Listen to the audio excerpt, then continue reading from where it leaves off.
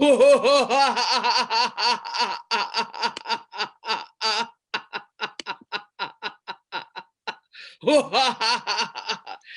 morning, good afternoon, good evening. This is Carla of Mindplore with Carla and Friends. And as you can see, I have 5 friends here today, and we are going to have a good time. And yet we're going to be expanding consciousness in a manner that's a little easier for everyone to deal with. And hopefully we'll get more of a crowd. Having said that, we're going to do more of a rapid fire type thing. Everyone's going to have a minute for the first question. And I want you guys to define consciousness in a very, very quick and easy way. Can you guys do that for me, please? Starting with Pastor Billy. Pastor Bill, are you there? Okay, yeah, let's I'm here. start Hello. with Carla. All right, very good. Carla, Okay. Carla, thank you so much for having us on today. And basically for me, consciousness, I do have a bias. And my bias is that the definition of consciousness is awareness. And we cannot be aware of who we are and who others are unless we have a relationship with our Creator. And my bias is that Creator is Jesus Messiah. So it's putting our lives into the hands of Jesus Messiah. So when we get in our cars, we don't know exactly how everything works. We do not have a full awareness, but we do know how to drive the car. So that's my simple definition of consciousness. It's awareness, and we can only be fully awake and fully aware when we're in relationship with our Creator, Jesus Messiah. So thanks. Thank you. Good answer. Cameron Rizvi, what does this mean to you? It's a subject which is at once very simple and very complex, very mysterious at the same time. I was reading up on it, and the more I read, the more confused I got, I must tell you.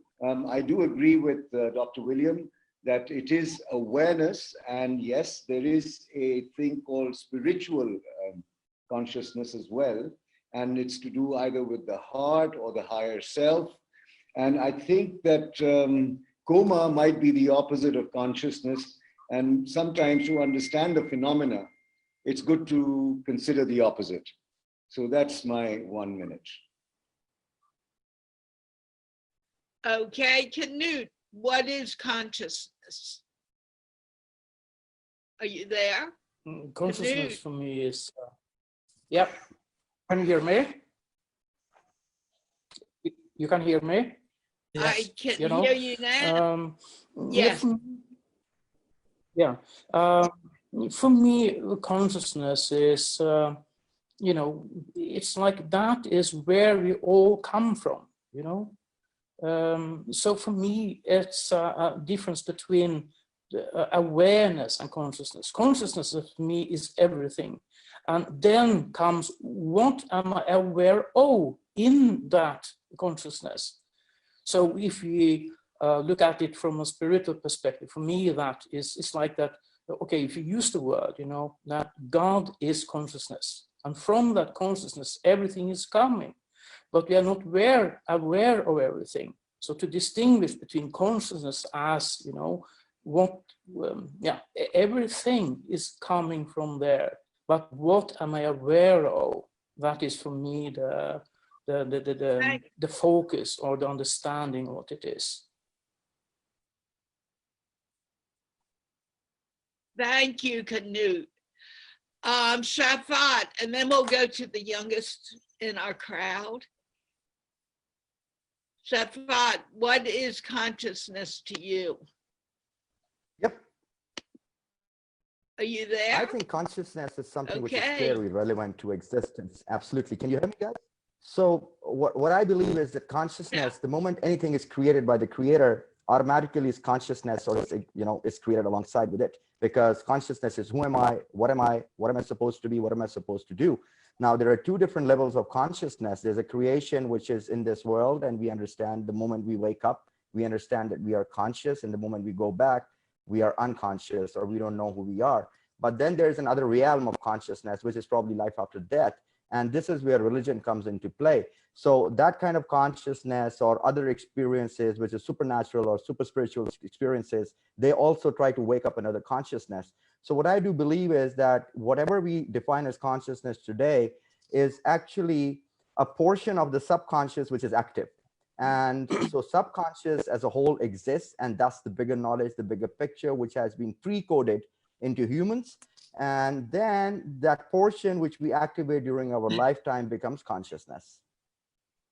Thank you, Raheen, from the Moses number. Yeah, so I'm proud to be the youngest member, and to me, consciousness is like the state of mind, especially where you're aware of everything that's happening in your surrounding.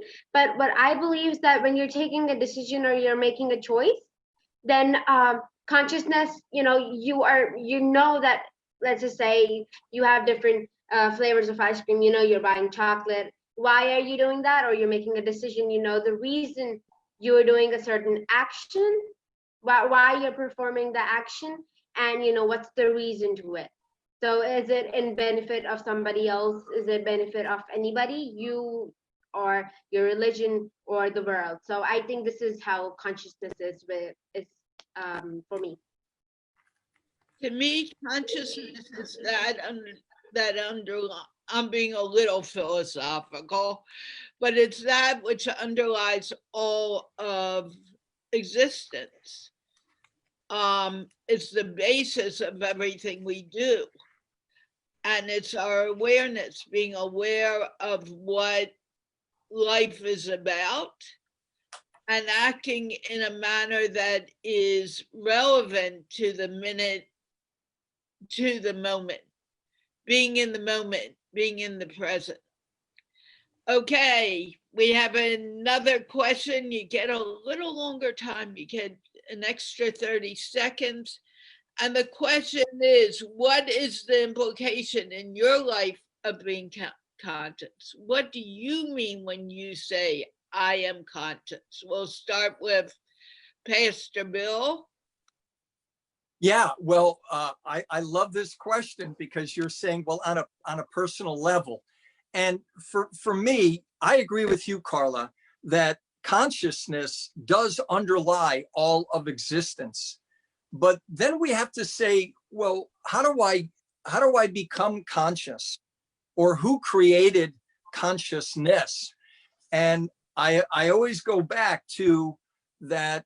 For me, as a pastor, as a human rights international leader, that consciousness has to be attached, and it comes out of the fountain of the Creator, Jesus Messiah.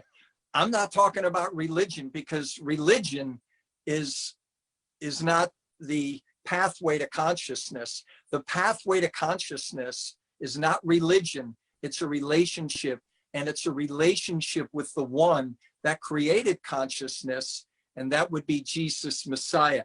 And finally, when you look even at the atomic level, when you look at the electrons and the protons, and I'm not an atomic scientist, my earned doctorate is in urban and emotional and spiritual trauma.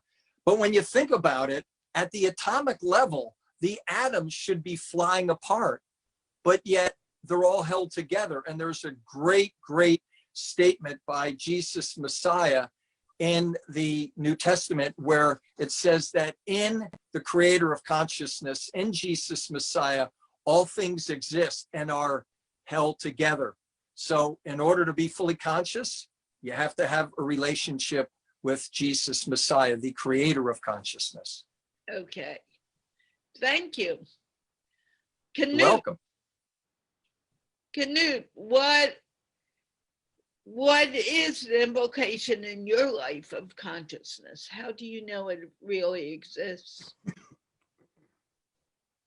Yeah, I really have to reflect on that, you know.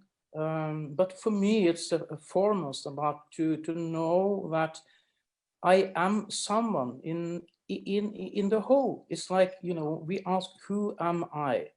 Why am I here? And to have a response on that, to know that, and I know that I have a place in this world. I know I have a calling. I know that I have a passion and a purpose. That is for me to be conscious. It's also very related to be passionate about something, you know, and at the same time to be very open-minded. And you remember, for me, because I meet people from all kinds of backgrounds and cultures and religions now. So for me, consciousness is somehow, don't misunderstand me, it's because it's everything. Then it's also neutral in some way. So how I am aware of that consciousness is then how I interpret, how I do understand the consciousness. But we see how different that is from person to person. So to say consciousness for me is to be open-minded and say, okay, I listen to you. I don't need to agree with you, but still, it's like we all are connected within that consciousness. I come back again what you say all the time, Carla, because I believe that is true, that we all comes from that heavenly, divine, cosmic consciousness. Consciousness is the place where we all come from. It's the raw material, you know. Everything is created, formed from that consciousness. Thank you, Canute. I like that answer. Kamran Rizvi, you are muted. I need to unmute you. Do you I'm want to answer? unmuted now. I'm Oh, unmuted. okay. I won't touch it. Um, Okay. so my direct experience with consciousness, I was reflecting, and I just wanted to share with you that while in Glasgow in 1987, I was trying to do my MBA, and I wasn't quite prepared for it, and I was in a place where there was no wind, between a rock and a hard place, and I almost thought of taking my life. And thank God I was a coward. I wasn't courageous. I wasn't creative. So instead of jumping from the window, I turned to God, and I challenged him, and I said, if you are there, then this is no problem. And I beseech thee. And I cried, I begged, and I remember I went to sleep, and soon after, about an hour later, I woke up, and I was in a different state of consciousness. From a life of fear and very separate from everyone else. When I awoke that morning, I was light as a feather, and I could sense that we are in one shared humanity. Our origins are the same. And if I sense differences between people and there is schism and divide and disrespect, then I feel that consciousness is amiss somewhere. So surrender is an expression to the larger forces, letting go, letting God. And since 87 on, I think I have dipped in and out of this blissful state of connection with everyone. So, and I wouldn't say it's full time. Sometimes the baser elements come out, but then consciousness guides me back to my original self. So that's my take on this. Thank you. Shafat. So somewhere I've lost the question, if you do not mind repeating it. I think it's don't the implication. mind. What is the implication in your life of being conscious? So I guess the implication is very straightforward. I mean, the moment I was born, I believe when the moment I got conscious that I exist, the first thing is the implication is that it helped me understand the relationships with myself as to who am I, and the relationship to begin with my parents, siblings, family, school, friends, and this is how it grow. So there's a whole journey. I mean, every single experience would open up something, because through awareness, consciousness somehow, through information, the consciousness somehow grows and we become conscious. But the question here is that how much weightage do we give to each experience and that awareness? And during this journey, you know, when we were trying to explore who am I, what's my purpose on earth, why am I here, who's the creator, and what is all this religions that we talk about. And so there's a lot of information in so many religions which actually explains and opens up that conscious of ours to help us understand, which we cannot really understand or experience through the five senses that we have. And that is really a realm which opens up through our subconscious. So, you know, its implication is all over. I mean, if I'm not conscious of what I'm doing, I'll be insane. If I'm not conscious about my relationships, I do not know what implications and how I might hurt someone or how I might make somebody happy. So being conscious, the more the person is conscious, I guess the more sensitive he or she becomes, because they do understand what is my role and what is its effect on the environment and onto my own self as well. So it's a two-way branch. One is the self and one is the outside. And during this journey, obviously we understand that there is a bigger conscious out there which makes everything work and has created this entire universe, which is so interdependent. Thank you. Raheen, and again, you are muted. I am unmuted now. So I'm really bad at rapid fires because I like talking so much. So I'll stop you in time. okay. So the implication of consciousness is in my life is that whenever basically I'm on air, I'm very conscious of what am I here for, or why am I here, who I am, because if I am subconsciously doing something, you know, even if I'm writing a story for a very long period of time, I lose that conscious. I'm like, yeah, I'm Raheen, I'm a human being, I have my mom, my dad, and my sibling, my brother. So then I'm just back into my conscious state. So I think my consciousness is, you know, being aware of where the people who are most closest to me and the only people in my house are, and also knowing what's happening around me, and is it good for me or is it bad for me, and how does it also impact other people, what I'm doing. Does it disturb my brother sleeping? Does it disturb my dad doing his work? So that's my conscious. Thank you. Okay, I guess I need to answer it now. To me, when I become aware of consciousness, I meditate every day. And my implication is when I am getting a little upset or annoyed with someone, that I can keep myself from wanting to yell at them, wanting to yell at the dog when the dog is being crazy, and being able to stay calm and collected under all conditions. And I think that's important for everyone, that we forget to do that. And we forget to do it because we forget that we're a part of this wholeness. And everything's changing anyway. So does it really matter whether we agree with each other? What matters is that we can speak with each other. Our relationships improve because we're calmer and more relaxed. And we're able to move through life like the river that flows down the mountain.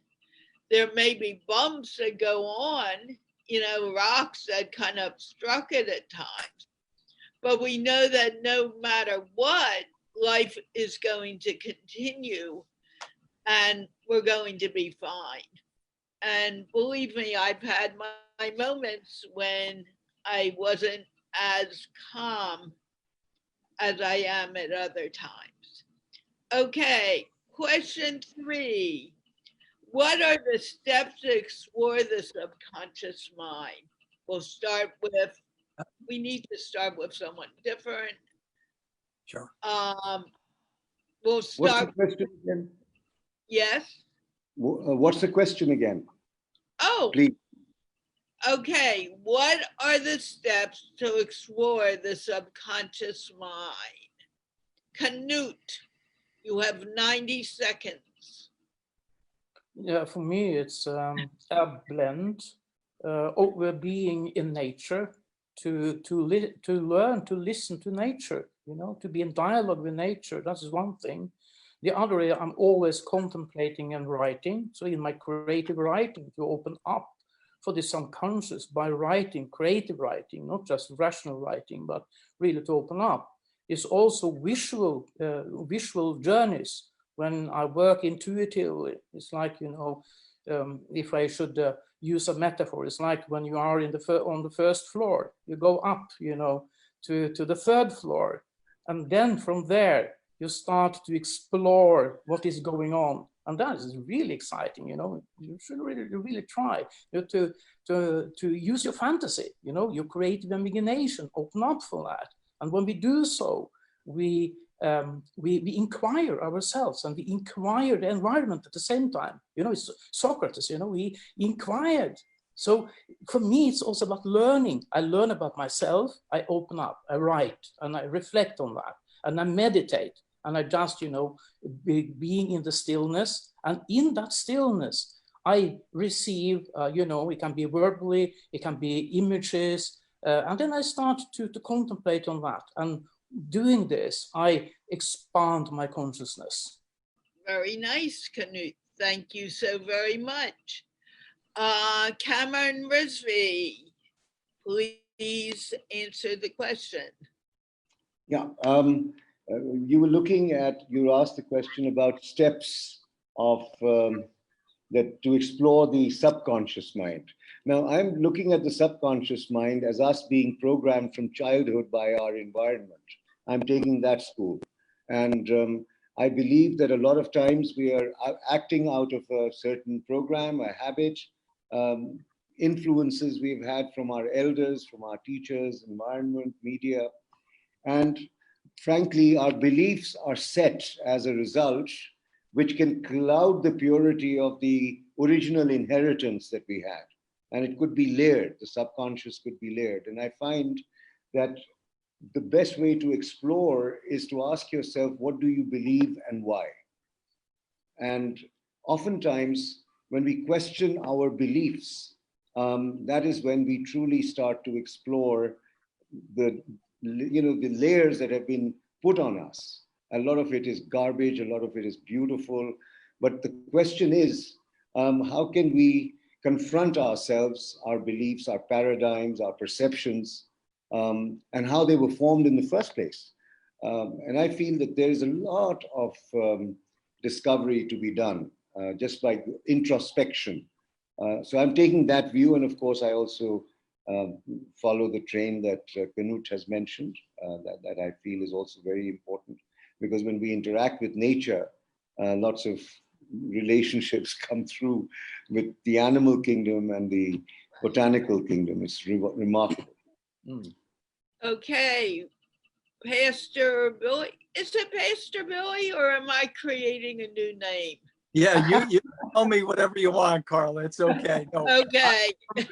professionally, I go by Pastor William or Dr. William, but I just love the words that are coming out of our discussion today. These are some of my favorite words like relationship, nature, interdependency, surrender, love. And I always like to ask people, and when you think about steps, I think the prima facie item that we need to do is to ask ourselves, as we look for a greater consciousness, who's the author of interdependency?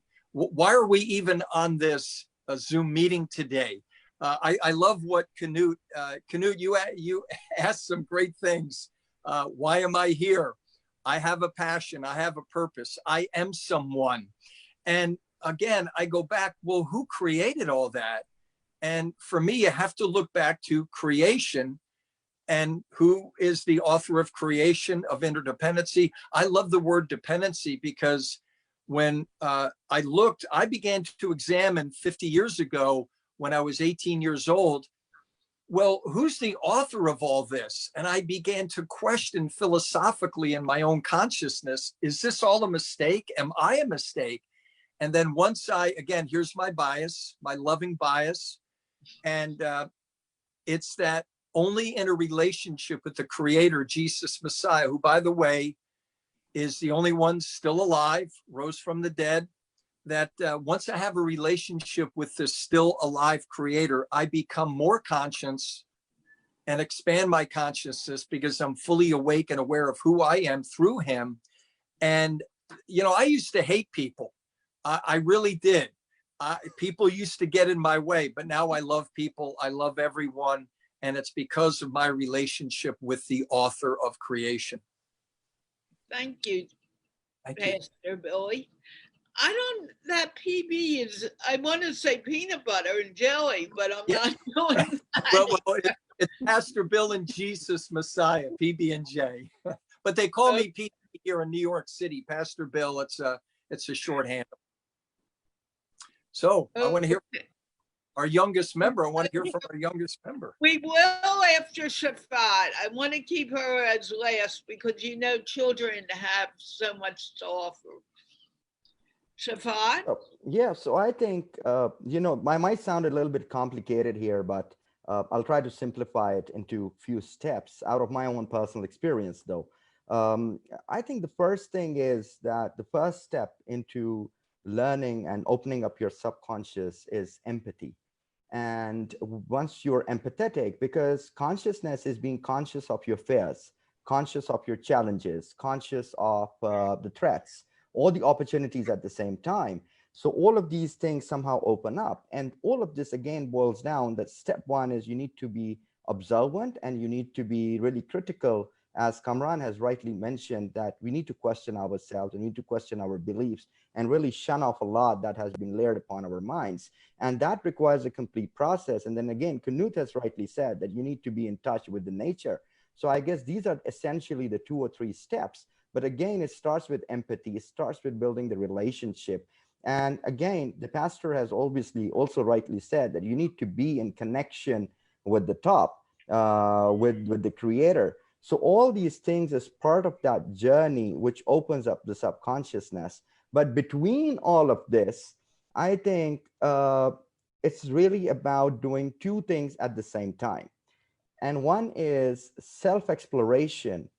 And the other is observing and traveling and exploring new avenues, be it through nature, be it through traveling, be it through business, at your workplace. So you need to observe that what are those habits and how have you responded to a certain situation subconsciously, you know, out of a habit, out of your belief system. Because whatever response that we as human gives to any stimulus or stimuli, it is essentially based on something, some of our experiences and habits and our belief system.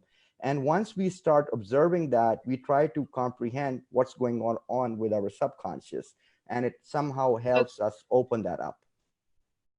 Okay, Shafat, I need to go on, but thank you. That was a very good answer and I appreciate it.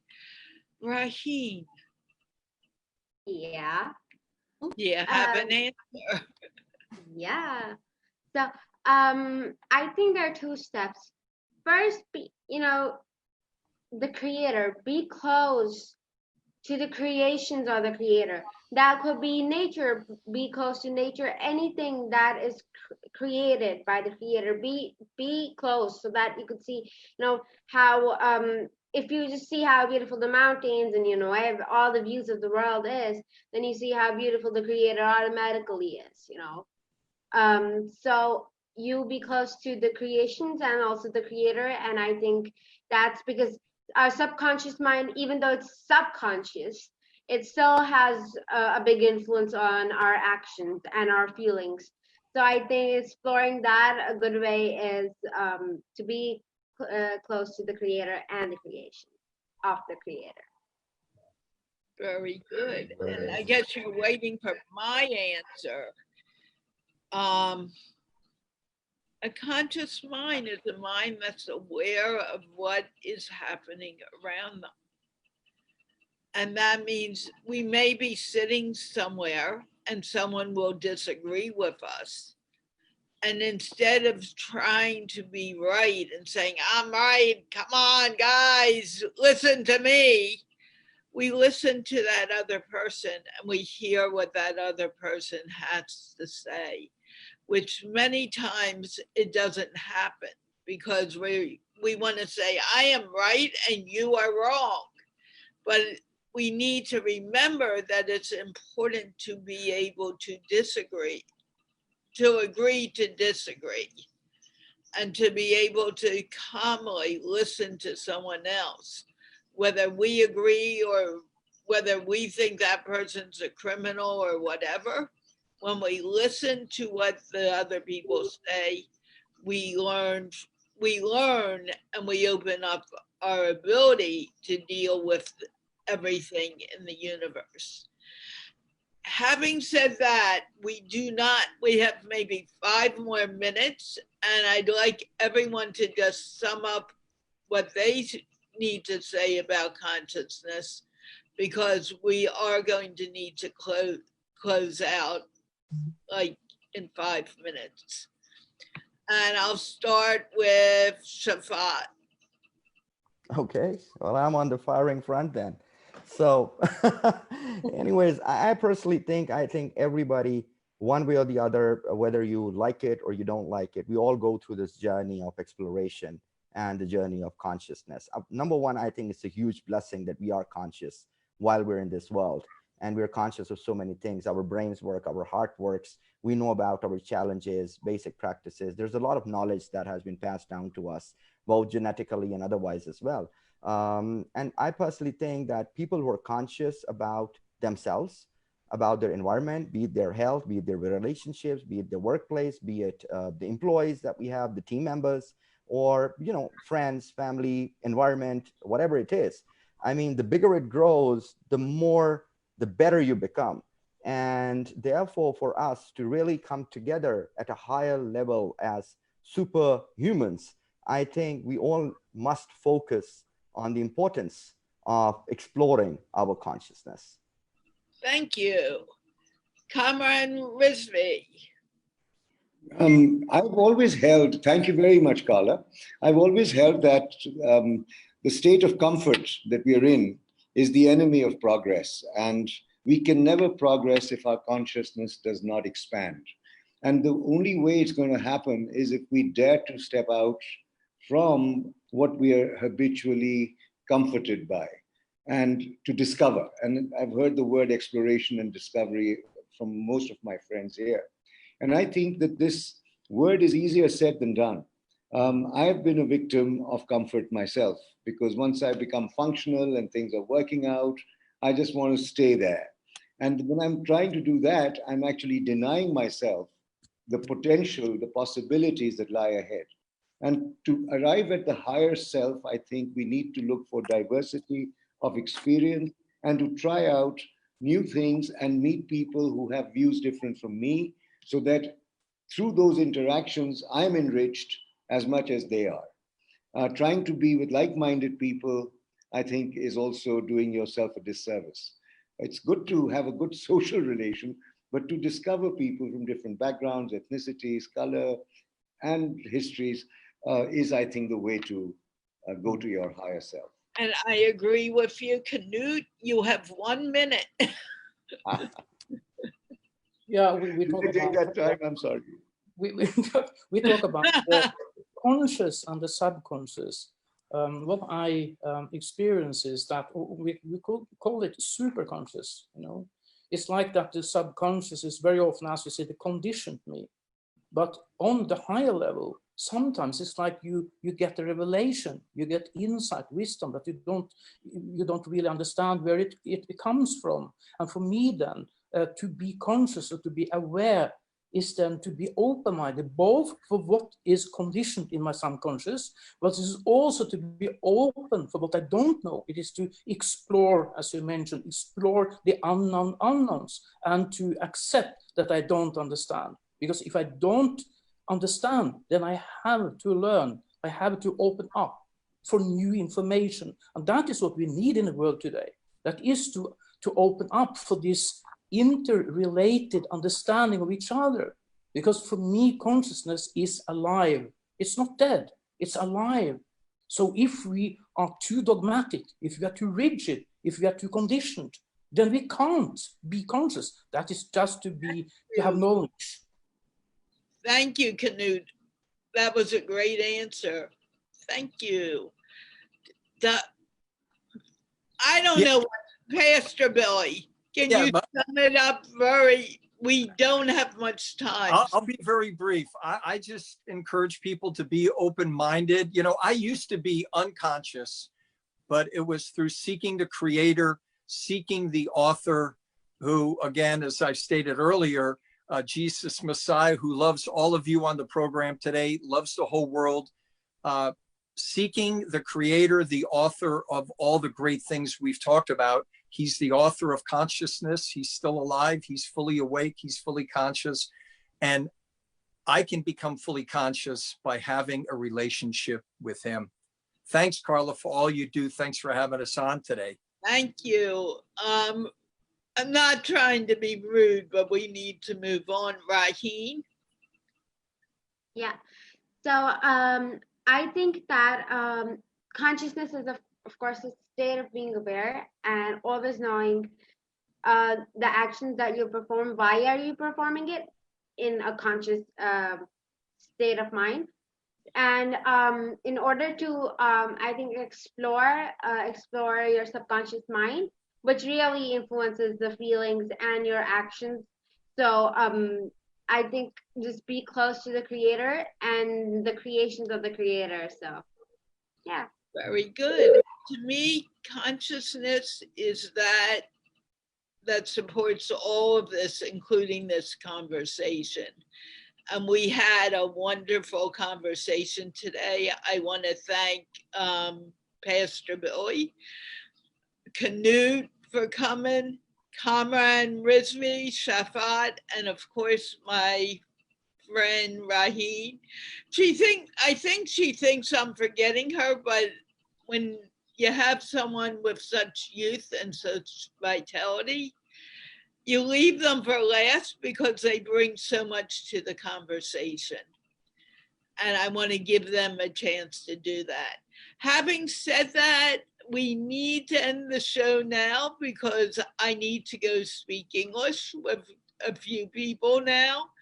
Thank you all for watching. Thank you guys for coming. Let's wave goodbye and laugh ourselves out. Thank you.